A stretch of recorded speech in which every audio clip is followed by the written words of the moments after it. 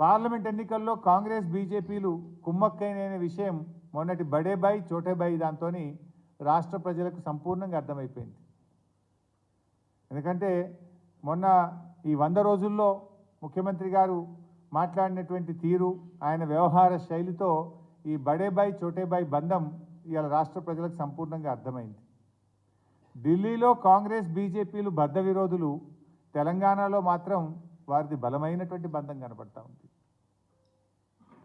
ప్రతిపక్షంలో ఉండగా ఇదే రేవంత్ రెడ్డి గారు వలసల పైన ఓ పతివ్రతలాగా మాట్లాడినాడు. పార్టీ మారితే వాళ్ళను రాళ్లతో కొట్టమని మాట్లాడిండు.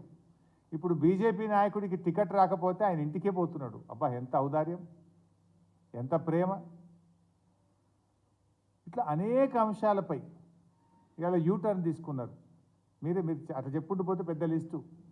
అదేంటి ఫార్మాసిటీ రద్దు, తర్వాత లేలే మేము 3000 ఎకరాలకు ఫార్మాసిటీ పెడతాం, మెట్రో రైలు రద్దు, లేలే రూట్ మారుస్తాం. ఇట్లా అనేక విషయాల్లో యూటర్న్ తీసుకున్నారు.